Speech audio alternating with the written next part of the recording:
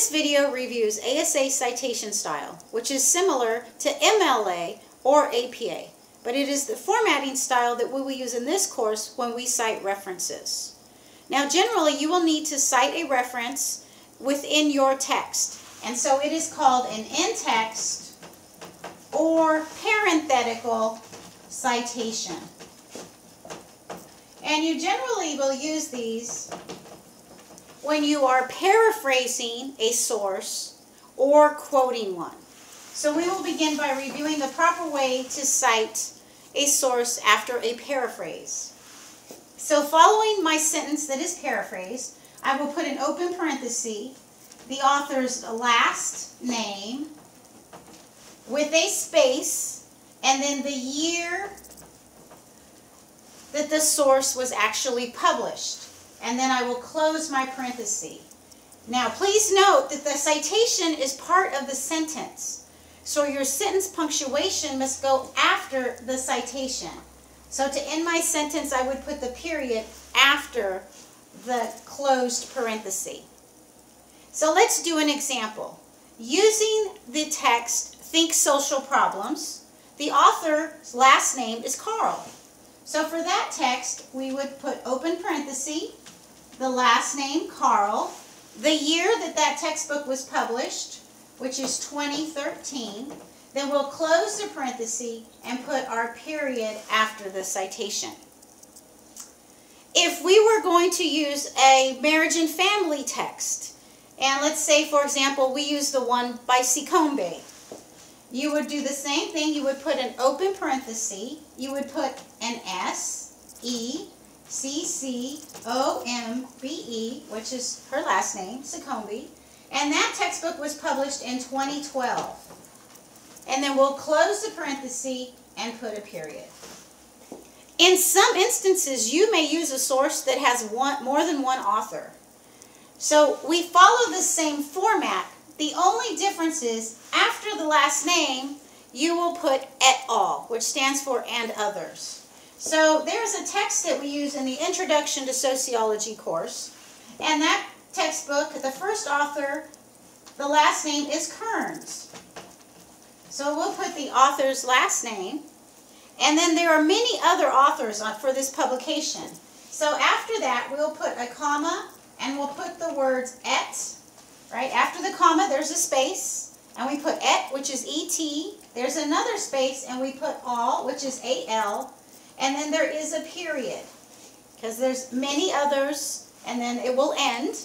And then we put the publication year, which is 2013, close the parenthesis, and then put a period to end our sentence. Please note there's a space between the comma and the e. There's also another space between the T and the A from et al. And then there's a space between the period and the year that it was published. So as you're typing it, make sure you have all the correct formatting. That is how you cite a paraphrase. Now we're going to cite a direct quote, which is not very different from a paraphrase. There are some differences though. The first is your sentence requires quotation marks. So make sure your sentence has the quotation marks around it before you put the citation. But when you put the citation, it starts off the same way as a paraphrase. You open the parenthesis, you put the author's last name, there'll be a space, and then you'll put the year published. And for the quote, I will need a colon after the year with no space between year and colon. And then I will put the page number with no space between the colon and the page number, okay? And then I will close the parenthesis and put my sentence punctuation. So I'm going to use the same sources that we used for the paraphrase. So the first one I'll start out with is Carl. So I will quote something from the text and put it in quotation marks. Then I will open the parenthesis and put the author's last name. And then I'll put the year that this book was published, colon, followed by the page number I took the information from. So for example, let's say I took something from page 4, and then I would close the parenthesis and put a period at the end of the parenthesis. Next, I will do the text by Cicombe. So I will spell out the author's name. Then I will put the year it was published. And let's say I took something from page 15 of this text. I will close my parenthesis and then put the punctuation after at the end of the sentence. And the last example for multiple authors, we deal with multiple authors in a quote citation, very similar to a paraphrase citation. We will put the author's last name. We will put et al., following the same spacing rules as before. We'll put the year it was published, and then we'll put the page number, which I'm going to say this one was on 120, and then I'll put my punctuation at the end of the citation. This is how you do in-text or parenthetical citations. You're not done yet, okay? After you have written out your response in your assignment, at the end, you will put the word in a header called reference, or you will put reference is if you use more than one. And after this header, you have to put what we call the complete reference citation. Now this is the long citation where we have to put the author's last name, their first name, the year it was published, the name of the book, other details about the publisher.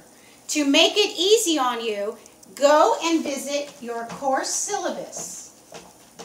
And in your syllabus, under required readings, I have already cited your textbooks that you will need to integrate into your written assignments. The complete reference citation is in the syllabus. So go to the syllabus, highlight the citation. You're going to copy the citation, and then you will paste it under your header. If there is only one, you'll have one citation, right? If there is two, then you'll have references, and you'll paste the other citation below it. These citations at the end of your document must be in alphabetical order based on the author's last name. So if I used both these reference by Carl, my complete reference citation of Carl would go first, and then Cicombe would go next, because the C is in alpha order compared to the S. Okay, and you'll have other stuff because it's the complete citation. So it will be very long. If you have any questions or need assistance with ASA Style, just send me an email or schedule an appointment so we can meet during office hours. Thank you.